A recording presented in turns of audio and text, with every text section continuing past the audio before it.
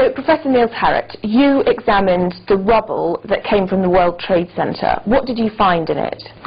Well, in there we find remains of what we characterize as a thermitic material. And this is a very energetic material which can be used either for melting iron or it can be designed as an explosive. So what effect would the nanothermite have had on the collapse of the towers on September the 11th? Actually, within the group of authors behind this paper, which we published in April, there are diverging opinions about what this nanothermite was used for. And in my opinion, we should not speculate in a scenario for the demolition. But there's no doubt that the 3 towers were demolished on 9/11. But beyond that, there is very solid evidence for that some thermite has been used for melting the steel beams.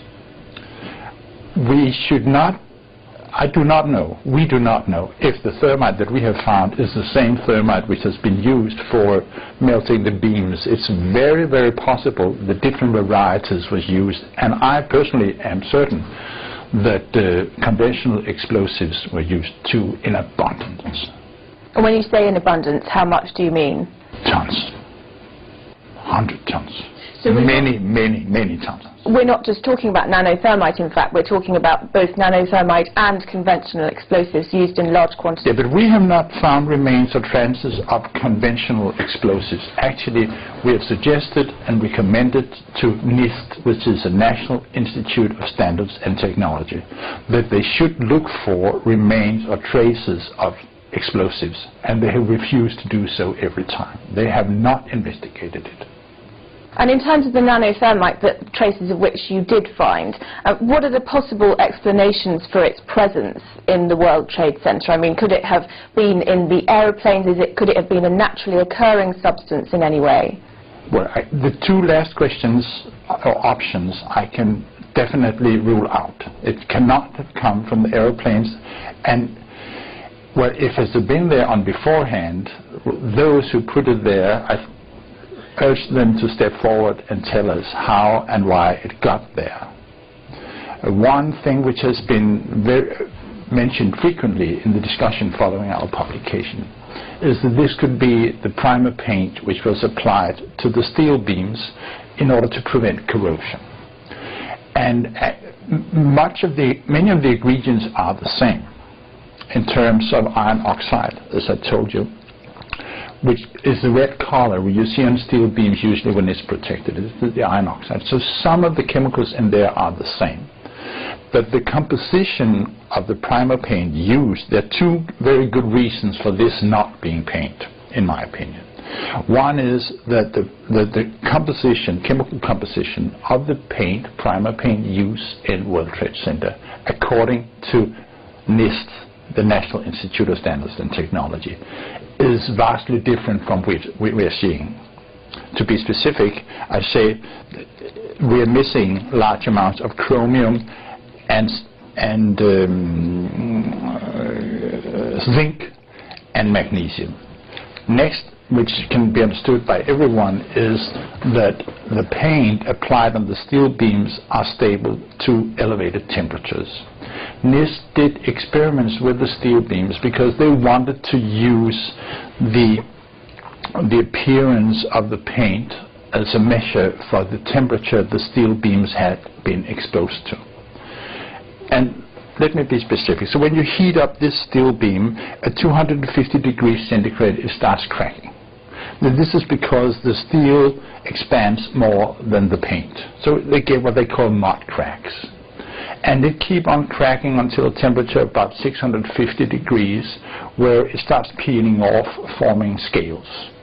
This continues to about 800 degrees when this scaling becomes excessive. But it does not burn. So the paint on the steel beams is stable beyond 800 degrees centigrade. Now the stuff we have found ignites at 430 degrees centigrade. So it it is not the primer paint. So what I can say is this nanothermite? Well, it quacks like a duck, it waddles like a duck, it looks like a duck, maybe it's a duck. This is all we can say. It's now around 3 months since your article was first published. What's the response been like? I understand that this is one of the first times that you've been interviewed for an English-speaking audience. For the what you call the mainstream media, it has been dead silence except for 2 interviews I've done on Danish television, which has taken off on the internet to an extent that I had not anticipated. But on an official, organized level, it's a roaring silence, I must say. Just going back a bit, what first piqued your interest in 9/11? How did you first come to examine the rubble, and what did you expect to find? It goes back about 2.5 years, I think, when I accidentally saw Building 7.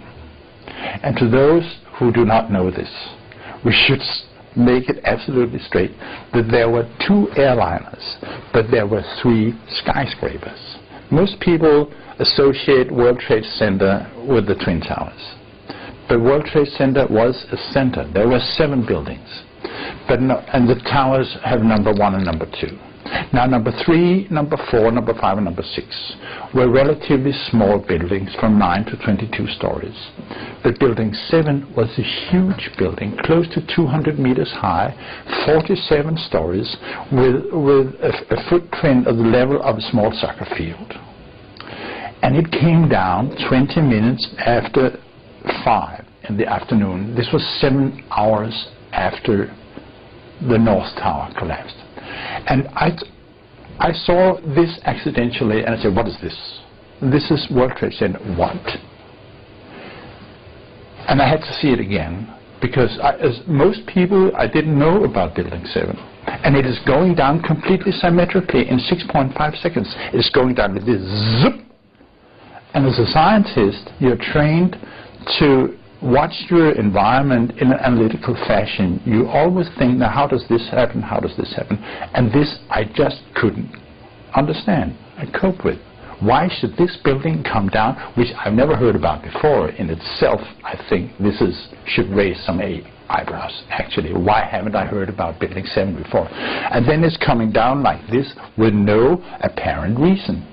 So I had to push the button again and again.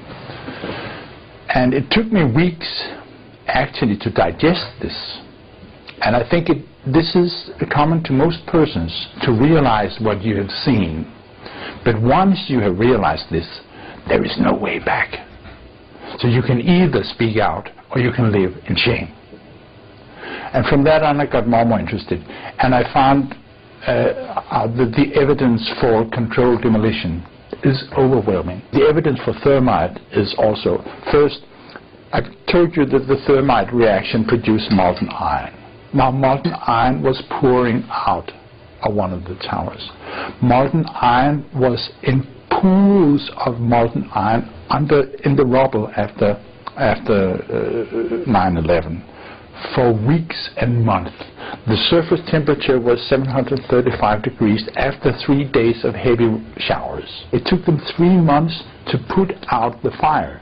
It was declared officially extinguished on December the 20th. Now this is kind of fire. and the point is that the thermite kept on reacting. This was a bitch's brew of thermite chemistry for 3 months. Very sophisticated, very complicated. It's